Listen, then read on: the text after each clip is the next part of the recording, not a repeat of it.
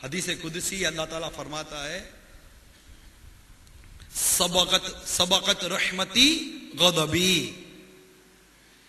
अल्लाह फरमाता है मेरी रहमत मेरे गजब पर हावी है। कितनी प्यारी, कितना प्यारा इरशाद है हमारे रब्बे करीम का कि मेरी रहमत मेरे गजब पर हावी है। आला हजरत के भाईजान हसन रजा खान अल्लाह रहमत रहमान कितनी प्यारी बात बारगाह इलाही अज़्ज़ व जल्ला में अर्ज करते हैं, सबकत रहमती अला गदबी, जब से तूने सुना दिया या रब आसिरा हम गुनाहगारों का और मजबूत हो गया या रब।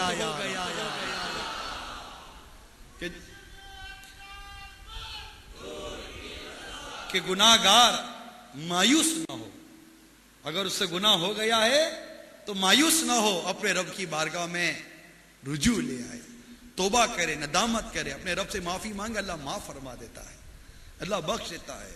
जो गुनाहगार सियाकार बंदे हैं जिन्होंने अपनी जानों पर जुल्म किया, अल्लाह ताला उनको फरमाता है ला तकनतू मिन रहमतिल्लाह, ये अपनी जानों पर जुल्म करने वालों, ये जिन्होंने गुनाह किए, ला तकनतू मिन रहमतिल्लाह, मेरी रहमत से मायूस ना हो, अल्लाह की रहमत से मायूस ना हो, अल्लाह माफ फरमा देता है, अल्लाह बख्श देता है। जब ये आयत करीमा नाजिल हुई तो रिवायतों में आता है, तिरमिजी शरीफ के हवाले से नकल है, रावी कहते हैं कि मुझे हदीस पहुंची है जब ये आयत करीमा जो भी हमने सुनी, आयत नंबर 135 चौथे पारे की, जब ये आयत करीमा नाजिल हुई तो इब्लीस चीखने चिल्लाने लगा, रोने पिटने और सर पर खाक डालने लगा। उसकी जुर्रियत जमा हो गई, जो इसके चेले थे जमा हो गए, बोली तुझे क्या हुआ? वो बोला कुरान में ऐसी आयत उतरी है कि अब कोई गुनाहगार सजा ना पाएगा, मगफिरत का बड़ा अजीम शान दरवाजा खोल दिया गया है। वो बोले, इसके चेलों ने कहा फिक्र ना कर, बड़ी तवज्जो कीजिएगा इस बात पर, चेलों ने कहा फिक्र ना कर, हम इन इंसानों को हत्तल इम्कान तौबा की तरफ आने ही ना देंगे, बल्कि उनके बुरे अमाल को उनकी निगाहों में अच्छा कर दिखाएंगे, जिससे वो अपने गुनाहों पर बजाय नदामत के फख्र किया करेंगे। इस पर वो शैतान बहुत खुश हुआ। गौर कीजिए, जब ये आयत करीमा नाजिल उस वक्त शैतान की क्या हालत थी। अब इसके चेलों ने जो शैतान को कहा, इस पर थोड़ी सी तवज्जो कीजिए कि तू फिक्र ना कर, ये गुनाह करने वालों को हम तौबा की तरफ जाने नहीं देंगे, उनको नदामत होगी तो तौबा करेंगे ना, नदामत होती है तो बंदा माफी मांगता है ना। आपको ये एहसास होगा कि मैंने गलती की है, मैंने भूल की, तो आप इसी से माफी मांगेंगे ना। तो नदामत जब हुई नहीं, अफसोस जब हुआ ही नहीं, बुरे अमल पर गम आया ही नहीं, ये हुआ ही नहीं कि ये मैंने जो किया गलत किया, जब ये कैफियत ही पैदा नहीं हुई तो आदमी तौबा की तरफ जाएगा कैसे? अव्वल तो ये बात। दूसरी बात इसके चेलों ने जो कही वो ये थी कि हम इनके बुरे अमाल को इनके सामने अच्छा कर दिखाएंगे। ये बड़ी खतरनाक बात है, दोनों बातें खतरनाक हैं। सवाल ये है, इस हफ्तावार इज्तिमा में जमा होने वाले इस्लामी भाइयों से सवाल ये है कि शैतान के चेलों ने जो इसको कहा कि तू फिक्र ना कर, हम ना इनको तौबा की तरफ जाने देंगे, एक तो ये काम इसको रोकेंगे कि तौबा की तरफ ही ना जाएं, दूसरी बात ये कि हम इनके बुरे अमाल को इनके सामने अच्छा कर दिखाएंगे, बल्कि ये अपने बुरे अमाल पर फख्र क्या करेंगे।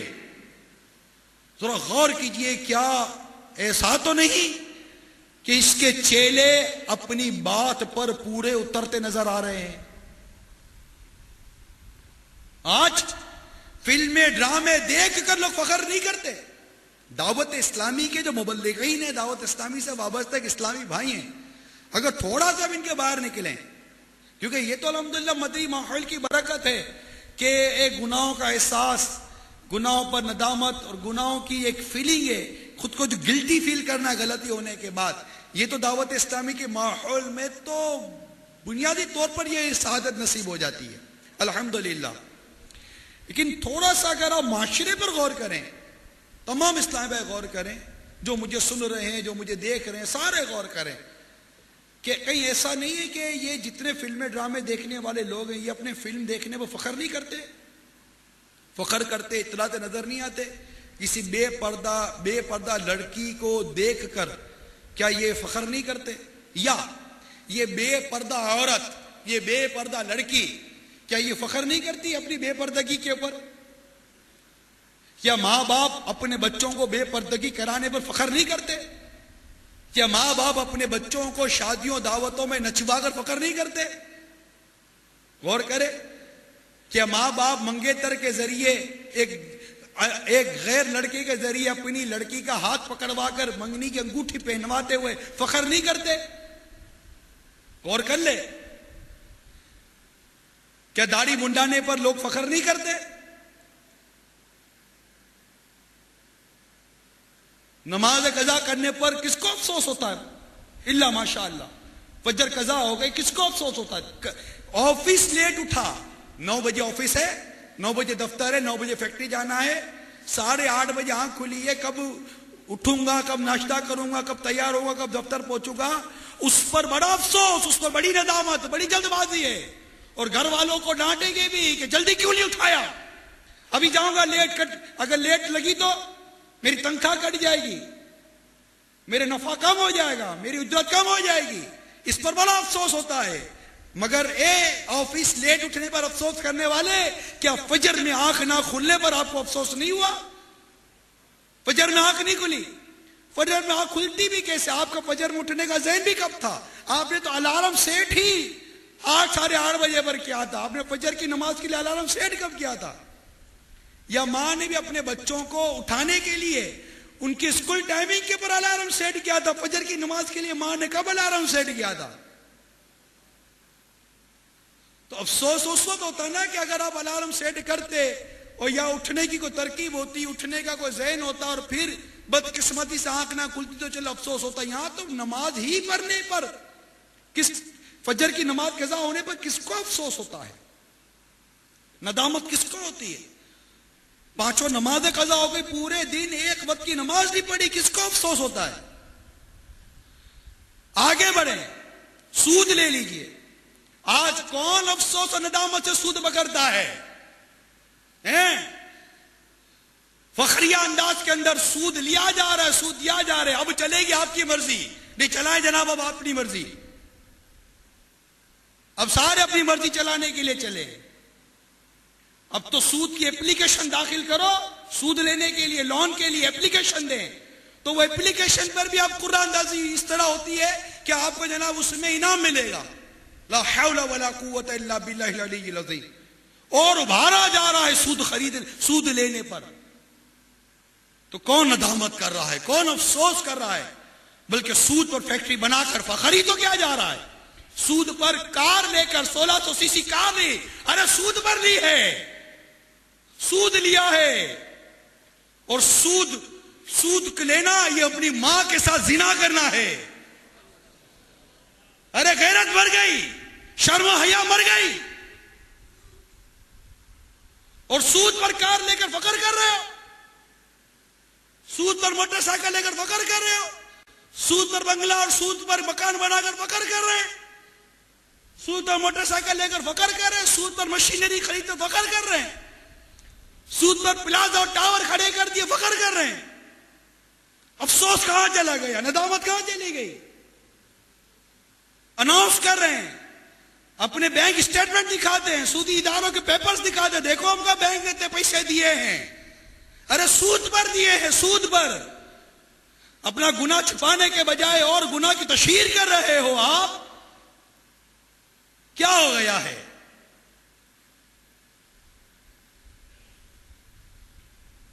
रिश्वत, फखरिया रिश्वत दी जा रही है, फखरिया रिश्वत दी जा रही है।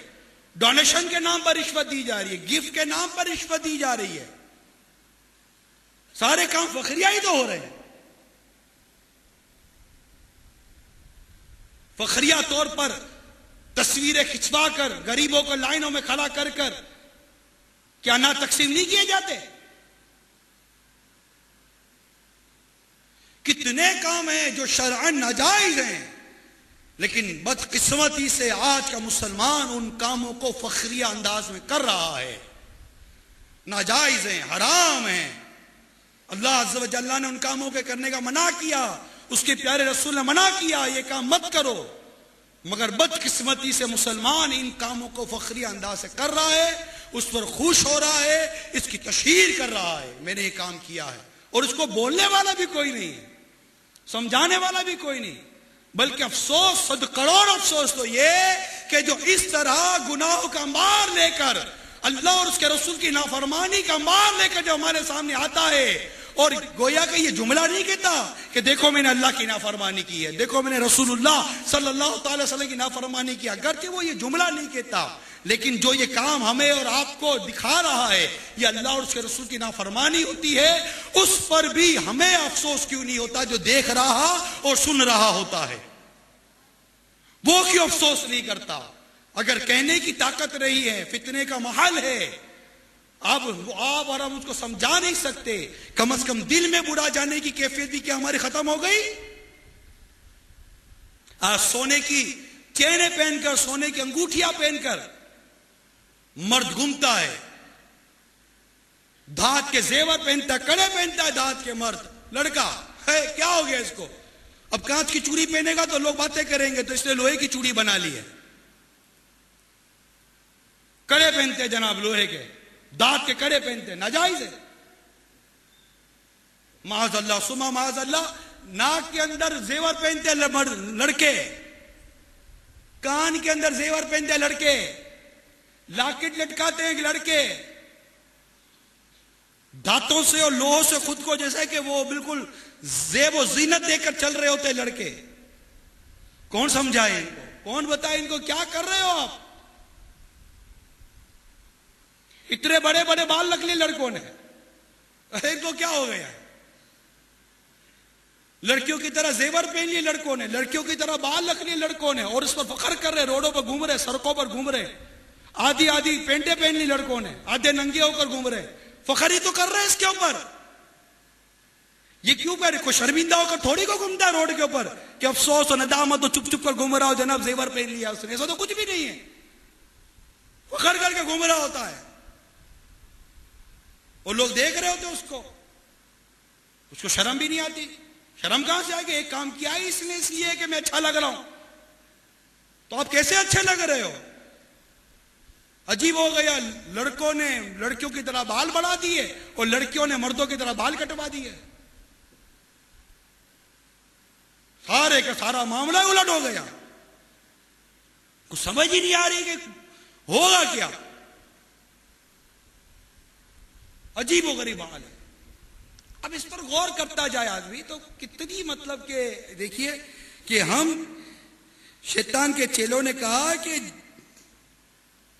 इनके बुरे अमाल को इनकी निगाहों में अच्छा कर दिखाएंगे। अरे सुनो, ये किसका चैलेंज है? जी जी, ये शैतान के चेलों का चैलेंज है। आपको और हमको चैलेंज है कि इनके बुरे कामों को, इनके गुनाहों को इनके सामने अच्छा कर दिखाएंगे। अगर आप चैलेंज कबूल करते हो तो आ जाओ मैदान अमल के अंदर कि हम बुरे काम से बचेंगे, और अगर बुरा काम हो गया तो इस पर नदामत करके रब से माफी मांगेंगे। ये हुई बात। तो इतनी प्यारी हदीस है कि मेरे आका सल्लल्लाहु अलैहि वसल्लम फरमाते हैं, गुनाहों पर तौबा करने वाला ऐसा है जैसे उसने गुनाह किया ही नहीं है। जो गुनाह करके नादिम हो जाए ना, अफसोस करे, नदामत लिए अफसोस हो जाए, गमगीन हो जाए। गमगीन होना ये खुद एक तौबा है, एक नदामत है, और तौबा नदामत का नाम है। तौबा सिर्फ दो चपट मार लेने का नाम नहीं। हंसते हंसते गुनाह के तौबा करते, हंसते हंसते को तौबा थोड़ी होती है। तौबा तो अफसोस से होती है, और जब अफसोस होगा, गम होगा, तो उसकी कैफियत जाहिर होती है कि उसको अफसोस है, वाकई उसको गम है, उसको नदामत है। उसके चेहरे की, उसके चेहरा बताएगा, उसके आंखों, उसे आंसू बताएंगे, उसकी आंखें बताएंगी, उसके जुमले बताएंगे उसको कितनी नदामत है। तो गमगीन होना, गुनाह हो जाए तो बंदा गमगीन हो जाए।